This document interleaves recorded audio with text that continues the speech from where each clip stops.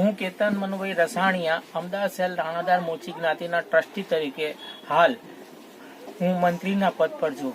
અમારું trust Ahmedabad 1957 registration number છે.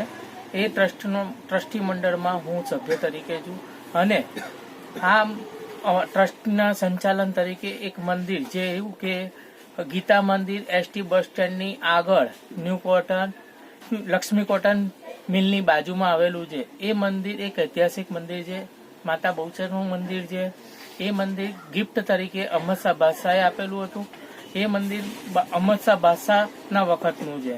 જેવું કે એ મંદિર જ્યારે એ ગિફ્ટ એ રીતના અમને મળેલી કે અમારા બુજુર્ગ હરદાસ સિતારા કે જે એક આપણે કાલ્પનિક ચિત્રકાર તરીકે હતા. એ ચિત્રકાર એવી રીતના હતા કે કોઈ પણ હોજના પ્રતિબિંબ કે પાણીના પ્રતિબિંબથી એ કોઈ પણનું ચિત્ર દોરી શકતા હતા.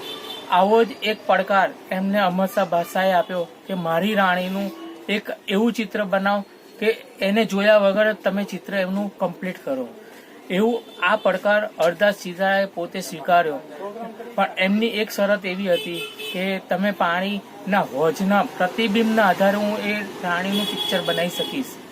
એટલે એ હરદાસ સિતારાએ એ રાણીને ઝરૂખામાં રાખી હોજના પ્રતિબિંબથી એક ચિત્ર બનાવ્યું.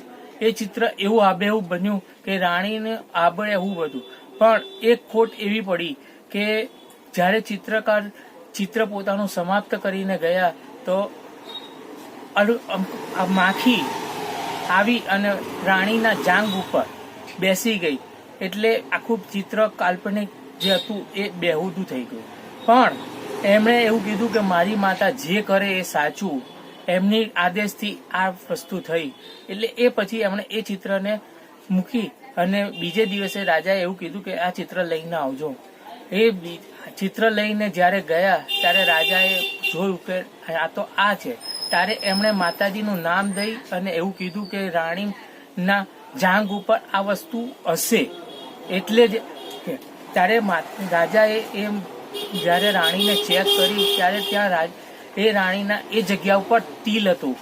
એટલે રાજા એ ચિત્ર જોઈને ખૂબ જ ખુશ થઈ ગયો.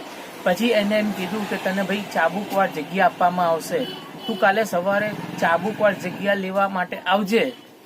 તો એ આવી અને એમના જે મિત્રો હતા જેવા કે ગિલ્ડર, રસાણીયા, જીનગર, ડબગર એવી કોમ્યુનિટીમાંથી એમણે એમના જે ઘોડાના અને હાથીના જીન બનાવતા હતા એમને વાત કરી. ત્યારે ઘોડાના જીન બનાવનાર જે ભાઈ હતા એમણે એમ કીધું કે તું કાલે હું તને જે વસ્તુ એટલે કે જેને ચાબુક બનાવીને આપું એ તું લઈને જજે કે જેથી કરીને તારે જે જગ્યા જોઈએ છે એ મળે. એક જ રાતની અંદર એમના મિત્રએ ચાબુકવાર જગ્યા માટે એક ચાબુક બનાવી. એ ચાબુક એવી બનાવી કે એમણે જ્યારે સવારે રાજાએ એમ કીધું કે લો આ ચાબુક, એટલે એ ચાબુક લઈને ગયા અને ચાબુકવાર જગ્યા માટે એમણે એક ચાબુક આખી ફેરવી તો 4328 વાર જગ્યા એમને મળી. કે એક જ રાતની અંદર એમના મિત્રએ આવી એક અદ્ભુત બનાવી આપી ચાબુક. એ પછી એમણે એમના છેલ્લા અંતિમ દિવસોની અંદર એમણે એવું કીધું કે મારું માતાનું સ્થાનક એ જગ્યાએ બનાવીએ.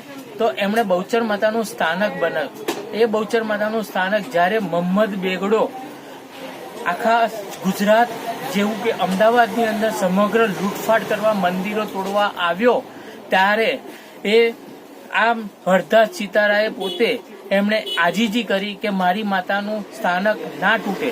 ત્યારે મોહમ્મદ બેગડાએ એવી એમની સમક્ષ શરત મૂકી કે ભાઈ આ તું મુસ્લિમ ધર્મ અંગીકાર કરે તો જ તમને આ સ્થાનક અમે તોડીએ નહીં. એથી એમણે એક દિવસનો સમય માંગ્યો અને બીજે દિવસે એમણે મુસ્લિમ ધર્મ અંગીકાર કર્યો.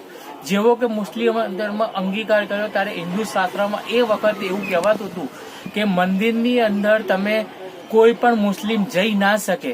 એટલે એ હરદાસ પોતાના ફેમિલી સાથે બહાર ઓટલા ઉપર અથવા તો પગથિયા પર બેસતા હતા અને જે કોઈ દર્શનાર્થી મંદિરમાં માતાજીના સ્થાનકને દર્શન કરીને બહાર આવતા હતા ત્યારે એ પોતાના ધૂળની એટલે દર્શનાર્થીઓના પગની ધૂળની રચકણ પોતાના માથે અર્પણ કરતા હતા અને એ માતાજીના દર્શન થાય એવો ભાવ અનુભવતા હતા.